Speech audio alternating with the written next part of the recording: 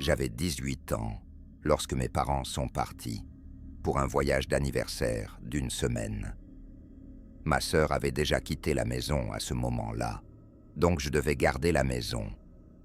La propriété de mes parents est entourée de forêts, avec une allée en gravier menant à la route. Tout le monde en ville se connaît. On voit des visages familiers partout, principalement à la station-service, au supermarché ou dans les bars, comme je l'ai appris quelques années plus tard, lorsque j'ai commencé à les fréquenter.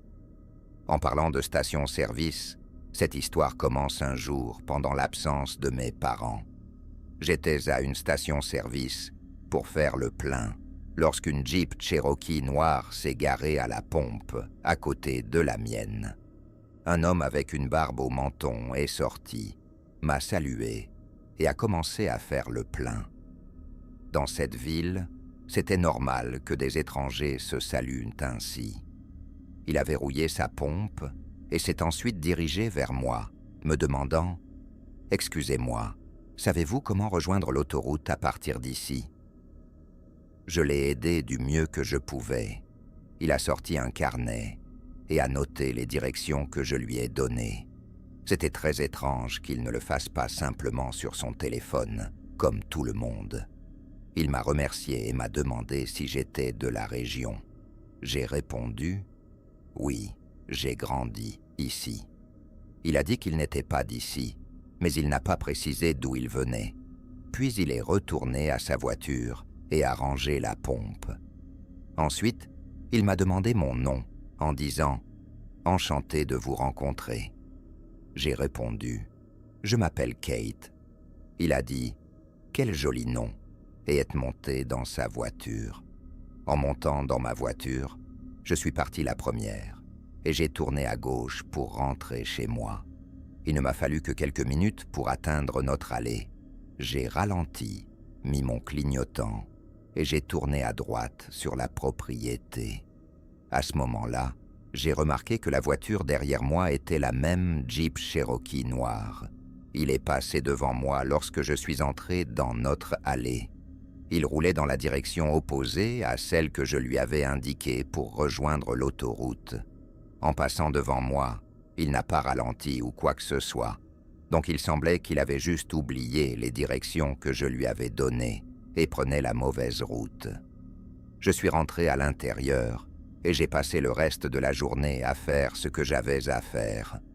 Je crois que c'était ce soir-là que je suis sorti pour retrouver mes amis. Je suis sorti et suis allé à ma voiture quand j'ai entendu des pas à proximité. Comme je l'ai dit, la maison est entourée de forêts et c'était en plein été. Cela aurait pu être n'importe quel animal, donc je n'ai pas cherché plus loin. Je suis monté dans ma voiture et je suis parti. Mais en rentrant chez moi quelques heures plus tard et en marchant de la voiture à la maison, une voix d'homme a crié quelque part dans les bois « Kate !» Un frisson m'a parcouru le dos et j'ai regardé autour de moi avant de courir paniqué vers la porte d'entrée. J'ai claqué la porte et je me suis assise sur le canapé pour reprendre mon souffle. Les voisins connaissaient tous mon nom, mais les maisons ne sont pas très proches les unes des autres, donc ce serait un long chemin, et il n'y avait aucune raison pour que l'un d'eux crie mon nom de manière effrayante sans s'identifier. J'ai décidé d'appeler mes parents pour leur en parler, et leur explication était que c'était probablement un des voisins et qu'il viendrait probablement frapper à la porte. Je ne leur ai pas parlé de la rencontre à la station-service le lendemain, un samedi. Je suis resté à la maison pendant la majeure partie de la journée, et plus tard dans la soirée, je voulais sortir à nouveau pour retrouver mes amis. Après m'être préparé, je suis sorti, et en me dirigeant vers ma voiture, j'ai clairement entendu à nouveau quelqu'un crier « Kate » de pas très loin. Cette fois, je n'ai pas attendu une seconde. J'ai couru à l'intérieur et j'ai verrouillé la porte à nouveau. J'ai appelé le 911 tout en envoyant des SMS à ma famille.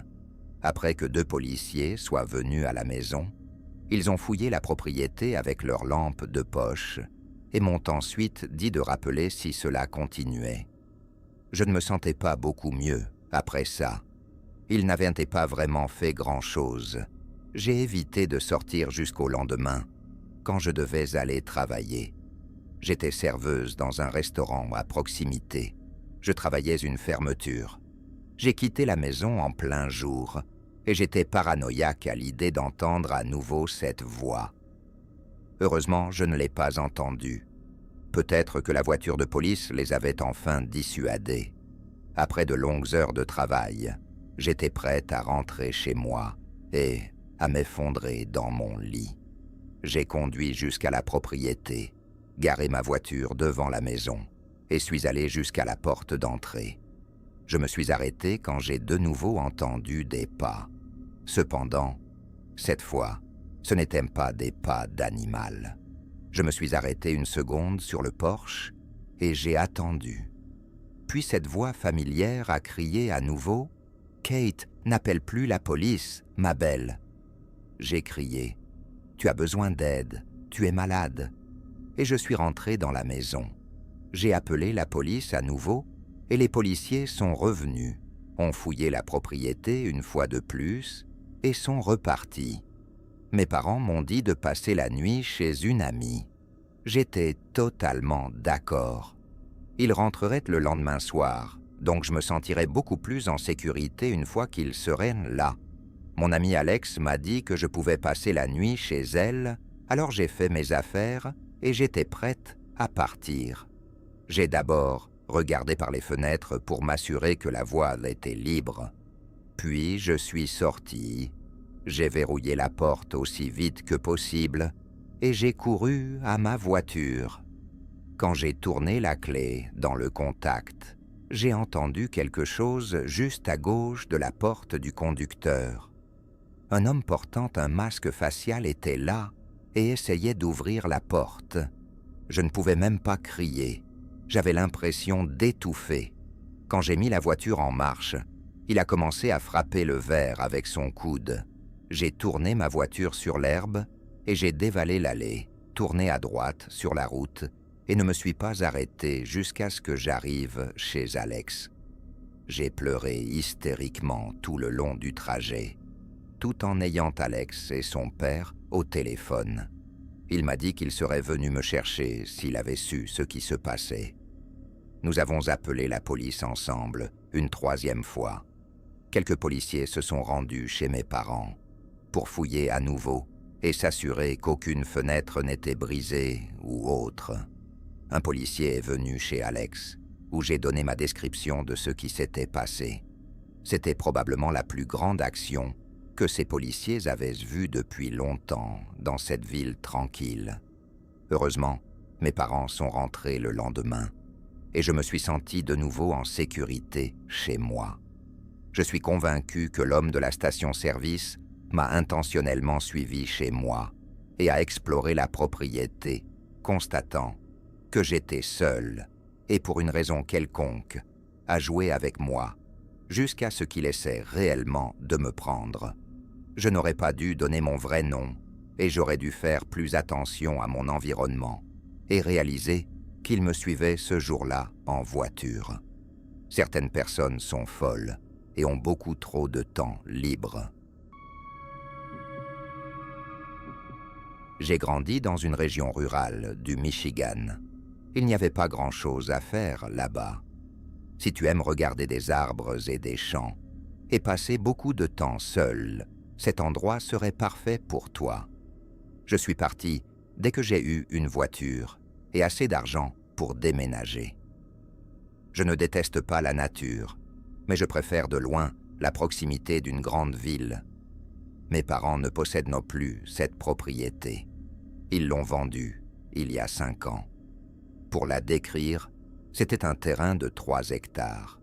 La maison elle-même était assez grande et il y avait un bâtiment de stockage à l'arrière. J'avais 13 ans quand c'est arrivé. Mes parents me laissaient souvent seul à cet âge. Ils me faisaient confiance car j'étais mature pour mon âge et j'avais des responsabilités sur la propriété. C'était un week-end et je jouais à Vice City sur ma PS2. dans le salon, quand soudain, j'ai entendu un bruit métallique fort venant de quelque part dans la cour. J'ai immédiatement couru à chaque fenêtre pour regarder dehors, mais je n'ai rien vu jusqu'à ce que j'arrive à la fenêtre donnant sur le bâtiment de stockage. La porte était complètement ouverte. J'ai immédiatement pris le fusil dans le placard et suis sorti. J'ai annoncé ma présence en criant « Qui est là-dedans ?» Mais il n'y a eu aucune réponse. Quand je suis arrivé à la porte, j'ai clairement indiqué que j'avais une arme avant de jeter un coup d'œil à l'intérieur.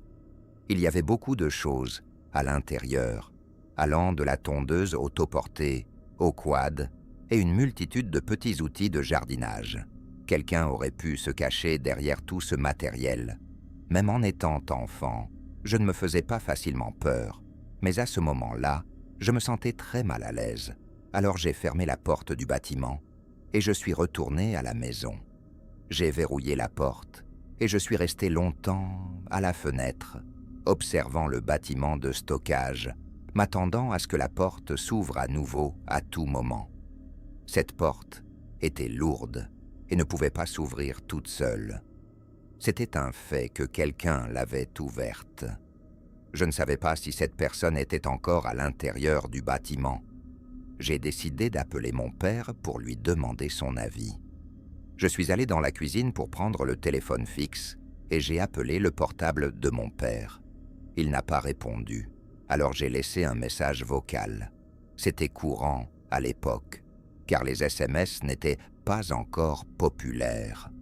Ensuite, je suis retourné à la fenêtre. Mais maintenant, une émission de télévision jouait en arrière-plan pour rendre la situation moins monotone. J'ai pris le téléphone avec moi. J'étais probablement sur le point de renoncer quand j'ai entendu des bruits à l'étage. Mon cœur s'est mis à battre la chamade. Je devais me poser la grande question.